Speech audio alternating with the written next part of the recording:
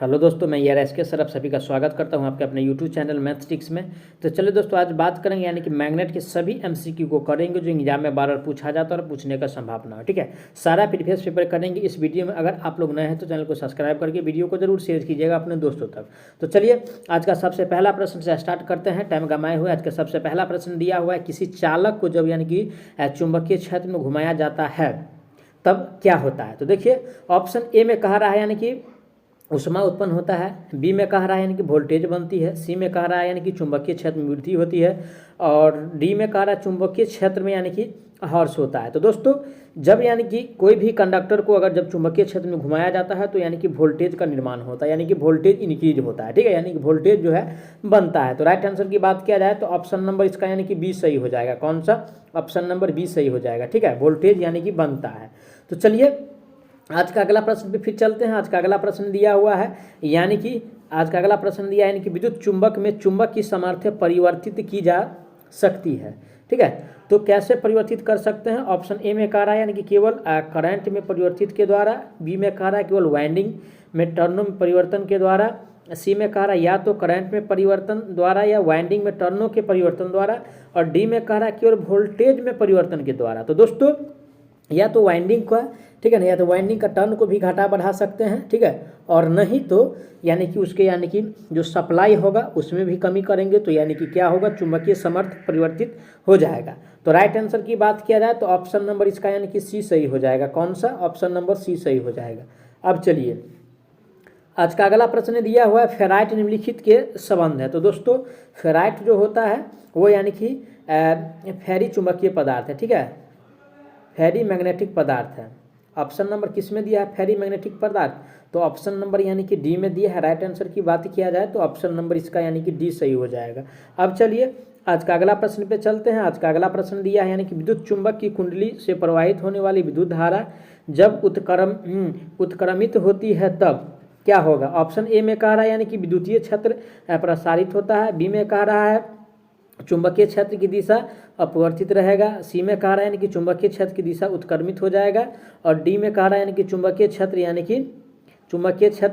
यानी कि ढह जाता है। ठीक है, तो राइट आंसर की बात किया जाए तो क्या हो जाएगा। ठीक है, उससे पहले बता दूं कि अगर आप लोग हमारे चैनल पर नए हैं तो चैनल को सब्सक्राइब करके वीडियो को जरूर शेयर कीजिएगा। ठीक है, तो चलिए अब इसका राइट आंसर की बात किया जाए दोस्तों तो ऑप्शन नंबर यानी कि इसका सी सही हो जाएगा। कौन सा? यानी कि चुंबकीय क्षेत्र की दिशा जो होता है यानी कि उत्क्रमित हो जाता है। क्या होता है? यानी कि बदल जाता है। तो राइट आंसर की बात किया जाए तो ऑप्शन नंबर सी सही हो जाएगा।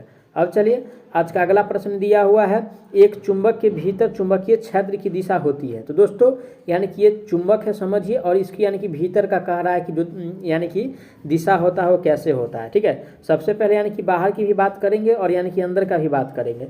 अगर अंदर की बात किया जाए तो यानी कि साउथ से नॉर्थ होता है, यानी कि साउथ से नॉर्थ होता है, और बाहर की बात किया जाए तो यानी कि एन से यानी कि एस होता है। ठीक है, नॉर्थ से साउथ होता है। तो हमसे इस क्वेश्चन से पूछ रहा है यानी कि भीतर, तो भीतर जो होता है यानी कि एस टू एन होता है, एस टू एन होता है। ठीक है, तो राइट आंसर की बात किया जाए तो किसमें दिया है यानी कि साउथ से नॉर्थ, तो ऑप्शन नंबर ए ही में दिख रहा है, साउथ से नॉर्थ। तो राइट आंसर की बात किया जाए ऑप्शन नंबर ए हो जाएगा।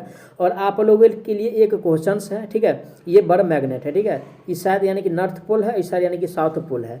अब आप लोग बताइएगा कि नॉर्थ पोल का रंग कैसा होता है और साउथ पोल का रंग यानी कि कैसा होता है। ठीक है, कमेंट बॉक्स में कमेंट करके जरूर बताइएगा। ये क्वेश्चन दोस्तों MI है। ठीक है, और इसका अगर जवाब चाहते हैं तो फिर भी कमेंट कीजिएगा, और जानते हैं जवाब फिर भी कमेंट कीजिएगा। ठीक है, अब चलिए आज का अगला प्रश्न पे चलते हैं।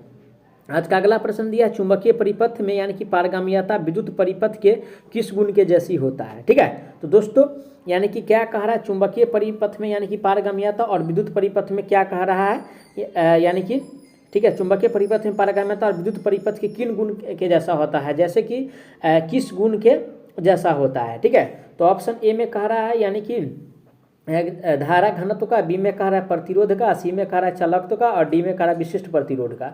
तो दोस्तों राइट आंसर की बात किया जाए तो चालकत्व का होता है। किसका होता है? चालकत्व का होता है, यानी कि कंडक्टेंस का होता है। ऑप्शन नंबर सी सही हो जाएगा।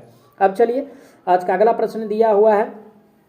आज का अगला प्रश्न दिया है यानी कि शक्ति गुणांक मीटर में स्थिर कुंडली और चल कुंडली कैसे जुड़ी होती है। तो दोस्तों कैसे जुड़ा होता है? ऑप्शन ए में कह रहा है स्थिर कॉइल के साथ एक्रॉस जुड़ी होती है, बी में कह रहा है स्थिर कॉइल सप्लाई की सीरीज में जुड़ी है, सी में कह रहा है चल कॉइल सप्लाई की सीरीज में जुड़ी है, बी में कह रहा है, सॉरी डी में कह रहा है प्रयुक्त तथा प्रतिरोध की कॉइल से यानी कि सीरीज में जुड़ी है। तो दोस्तों ये जो जुड़ा होता है यानी कि स्थिर कॉइल के साथ सप्लाई के सीरीज में जुड़ा होता है, ठीक है। तो ऑप्शन नंबर किस में दिया है, ऑप्शन नंबर बी में दिया है। राइट आंसर की बात किया जाए ऑप्शन नंबर यानी कि बी सही हो जाएगा।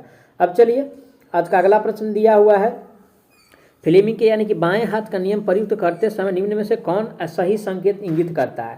तो देखिए अंगूठा गति ये तो सही है भाई, लेकिन तर्जनी जो है यानी कि धारा नहीं बताता है, तर्जनी चुंबकीय क्षेत्र बताता है। तो इसलिए यानी कि पहला ऑप्शन रॉन्ग हो गया। और बी में चलिए, बी में कह रहा अंगूठा चुंबकीय क्षेत्र, ये तो पहले ही गलत होगा क्योंकि अंगूठा दोनों में राइट हैंड रूल में भी और लेफ्ट हैंड रूल में भी गति ही बताएगा, ठीक है, गति का ही बताता है। और सी में कह रहा अंगूठा गति तर्जनी चुंबकीय क्षेत्र और यानी कि मध्य अंगुली धारा के दिशा, ठीक है। तो राइट आंसर की बात किया जाए ऑप्शन नंबर इसका यानी कि सी सही हो जाएगा, ठीक है। अब चलिए आज का अगला प्रश्न दिया हुआ है, हिस्टेसिस यानी कि चुंबकीय परिपथ में जैसी ऐसी परिघटना है जिसके द्वारा ऑप्शन ए में कह रहा है यानी कि एच जो है बी से पक्षगामी रह जाता है, ऐसा तो नहीं होता है। बी में कह रहा है यानी कि बी जो है एच से पक्षगामी रह जाता है, चलिए ठीक है, ऑप्शन सी पढ़ लेते हैं। बी एच से हमेशा समान रहता है, कभी नहीं रहता है समान। और नियत अभिवाह स्थापित किया जाता है, ये भी नहीं होता है। तो राइट आंसर की बात किया जाए तो बी जो है एच से पक्षगामी रह जाता है, ठीक है। तो ऑप्शन नंबर किस में दिया है, ऑप्शन नंबर बी में दिया है, करेक्ट आंसर यानी कि बी हो जाएगा। चलिए आज का अगला प्रश्न दिया हुआ है, यानी कि फ्लेमिंग के दाएं हाथ के नियम के अनुसार अंगूठा दर्शाता है, ठीक है। यानी कि दाएं हाथ का नियम के अनुसार अंगूठा क्या दर्शाता है। ऑप्शन ए में कह रहा है चुंबकीय फ्लक्स की दिशा, बी में कह रहा है यानी कि धारा प्रवाह की दिशा, सी में यानी कि क्षेत्र की दिशा, और डी में कह रहा है यानी कि चालक की गति की दिशा, ठीक है। तो फ्लेमिंग के दाएं नियम के अनुसार अंगूठा जो दर्शाता है मोशन स्पीड दर्शाता है, ठीक है, यानी कि कंडक्टर का स्पीड दर्शाता है, ठीक है, यानी कि कितना स्पीड में घूम रहा है। तो राइट आंसर की बात किया जाए तो ऑप्शन नंबर इसका यानी कि डी हो जाएगा। अब चलिए आज का अगला प्रश्न दिया है, यानी कि यदि दो चुंबकीय ध्रुव के मध्य दूरी डी है तो उनके मध्य बल होगा। तो दोस्तों जब ये डी होता है तो इसके जो मध्य बल होता है 1/m यानी कि डी स्क्वायर होता है, ठीक है, यानी कि व्युत्क्रमानुपाती होता है, डी स्क्वायर के व्युत्क्रमानुपाती होता है। तो ऑप्शन नंबर किस में दिया है, ऑप्शन नंबर जो है यानी कि सी में दिया है। राइट आंसर की बात किया जाए ऑप्शन नंबर सी हो जाएगा। अब चलिए आज का अगला प्रश्न दिया है, निम्नलिखित में से कौन सा कथन सत्य है। एक प्रकार के ध्रुव एक दूसरे को आकर्षित करता है, एक प्रकार के ध्रुव एक दूसरे को आकर्षित करता है, नहीं भाई प्रतिकर्षित करता है, ठीक है। एक प्रकार का ध्रुव जो है एक दूसरे को प्रतिकर्षित करता है। बी में चलिए ट्रांसफार्मर में गुंजन प्रकार की ध्वनि इसकी वाइंडिंग में विकसित होती है, नहीं भाई कोर में होता है। सी में कह रहा है मैग्नेटिक फ्लक्स की का वेबर है, चलिए ये भी ठीक है। और डी में कह रहा है सर्किट में वोल्ट मीटर श्रेणी में, नहीं भाई समानांतर में लगाते हैं, ये भी गलत है। तो राइट आंसर की बात किया जाए तो ऑप्शन नंबर इसका यानी कि सी सही हो जाएगा, ठीक है, कौन सा, सी हो जाएगा। अब चलिए अगला प्रश्न दिया है, यानी कि निम्न में से प्रेरित ईएमएफ और धारा संदेह उन्हें उत्पन्न करने वाले कारक का विरोध करता हुआ नियम कारण से है। तो दोस्तों वो नियम जो दिया है यानी कि लेंज भाई ने दिया है, कौन दिया है, यानी कि लेंज ने दिया है ये नियम, ठीक है, अपने आप में विरोध डालता है। तो राइट आंसर की बात किया जाए ऑप्शन नंबर ए हो जाएगा। अब चलिए आज का अगला प्रश्न पे चलते हैं। अगला प्रश्न, निम्न में से कौन सा फ्लक्स की एक इकाई नहीं है। तो दोस्तों टेस्ला जो है दिया हुआ ऑप्शन नंबर यानी कि बी में, टेस्ला होता है यानी कि फ्लक्स घनत्व का, किसका, फ्लक्स घनत्व का। तो वेबर तो होता ही है लेकिन मैक्सवेल भी होता है, ठीक है। तो नहीं वाला हमसे पूछा है तो ऑप्शन नंबर इसका यानी कि बी सही हो जाएगा, ठीक है, ऑप्शन नंबर बी सही हो जाएगा। फ्लक्स का जो यानी कि इकाई होता है वो टेस्ला नहीं होता है लेकिन वेबर और मैक्सवेल होता है। अब चलिए आज का अगला प्रश्न पे चलते हैं। अगला प्रश्न दिया, सामग्री का वह गुण जो इसमें पैदा हुए चुंबकीय फ्लक्स का विरोध करता है क्या कहलाता है। तो दोस्तों यानी कि उसको क्या कहते हैं जो यानी कि इसका विरोध डालता है, ठीक है। ऑप्शन ए में कह रहा है यानी कि प्रतिष्ठम, बी में कह रहा है यानी कि चुंबकीय अभिवाह बल, सी में कह रहा है यानी कि विद्युतशीलता, और डी में कह रहा है रिलेक्टेंस। तो दोस्तों राइट आंसर की बात किया जाए तो यानी कि प्रतिष्ठम्भ होता है, कौन सा, प्रतिष्ठम्भ होता है, ठीक है। अब चलिए आज का अगला प्रश्न दिया है, लेंज का नियम निम्नलिखित में से संरक्षण के नियम पर कार्य करता है। तो दोस्तों लेंज का नियम जो कार्य करता है ऊर्जा संरक्षण पे कार्य करता है, ठीक है, ऊर्जा, हाँ ऊर्जा यानी कि संरक्षण के नियम पे यानी कि वर्क करता है। तो ऑप्शन नंबर किस में दिया है ऊर्जा संरक्षण, ऑप्शन नंबर सी में दिया है। राइट आंसर की बात किया जाए ऑप्शन नंबर सी हो जाएगा। अब चलिए आज का अगला प्रश्न पे चलते हैं। आज का अगला प्रश्न दिया है, फ्लेमिंग के वाम हस्त नियम के अनुसार जब तर्जनी उंगली यानी कि फील्ड या फ्लक्स की दिशा की ओर इशारा करती है तब बीच की उंगली निम्नलिखित की दिशा की ओर इशारा करेगा। तो ऑप्शन ए में कह रहा है यानी कि चालक में धारा, बी में कह रहा है चालक की गति, सी में कह रहा है यानी कि चालक पर परिणामी बल, और डी में कह रहा है इनमें से कोई नहीं। ठीक है, क्या कह रहा है डी में, इनमें से कोई नहीं। तो राइट आंसर की बात क्या है दोस्तों, तो ये जो दर्शाता है यानी कि मध्यम अंगुली यानी कि चालक में धारा की दिशा दर्शाता है, तो ऑप्शन नंबर इसका यानी कि ये सही हो जाएगा। अब चलिए आज का अगला प्रश्न पे चलते हैं। आज का अगला प्रश्न दिया है, फ्लेमिंग के बाएं हाथ का नियम डॉटर पर लागू होता है। तो दोस्तों फ्लेमिंग का बाएं हाथ का नियम जो लागू होता है वो मोटर पे लागू होता है। ठीक है, यानी कि डीसी मोटर पे लागू होता है। वहीं पे ये क्या है, यानी कि बाएं हाथ का नियम है। वहीं पे अगर दाएं हाथ की अगर नियम की बात किया जाए तो दाएं हाथ का जो लागू होता है वो डीसी जनरेटर पे होता है। ठीक है, यानी किस पे होता है, डीसी जनरेटर पे होता है, ध्यान रखिएगा। तो हमसे इसमें मोटर की बात पूछ रहा है, सॉरी बाएं हाथ का पूछ रहा है, तो बाएं हाथ जो करता है वो डीसी मोटर। ठीक है, अब चलिए राइट आंसर की बात किया जाए ऑप्शन नंबर बी हो जाएगा। अब चलिए अगला प्रश्न पे चलते हैं। अगला प्रश्न है, एसी परिपथ में पटलित लोहे को स्थिरता से डॉट के लिए प्रयुक्त होता है।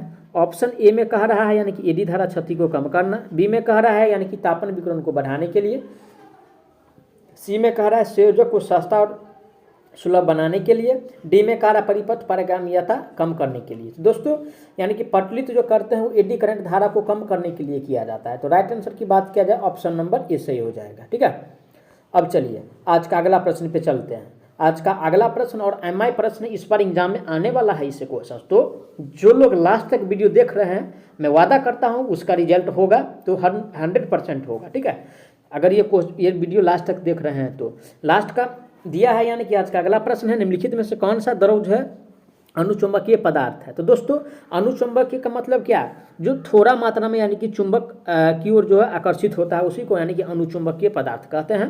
ठीक है, तो ऑप्शन नंबर ए में कह रहा है लोहा, तो ये तो नहीं है भाई, ये तो यानी कि फेरोमैग्नेटिक सब्सटेंस है। कांच तो यानी कि डायमैग्नेटिक सब्सटेंस है, और निकेल भी यानी कि पैरामैग्नेटिक सब्सटेंस है। लेकिन एल्युमिनियम जो दिया हुआ है दोस्तों ये जो होता है ये यानी कि अनुचुंबकीय पदार्थ है। ठीक है, राइट आंसर की बात किया जाए ऑप्शन नंबर सी हो जाएगा। मैं आशा करता हूं आप लोग अच्छा से समझे होंगे। अगर कोई प्रकार का डाउट रहता है कोई भी क्वेश्चन में तो कमेंट बॉक्स में कमेंट जरूर करें, और इससे ज़्यादा का सीरीज चाहते हैं, 100 का सीरीज चाहते हैं, 200 का सीरीज चाहते हैं तो प्लीज़ उसके लिए भी कमेंट करें, तब आप लोगों के बीच यानी कि 100 और 200 का सीरीज प्रीवियस पेपर डाला जाएगा। ठीक है, धन्यवाद, तब तक के लिए गुड बाय, गुड लक।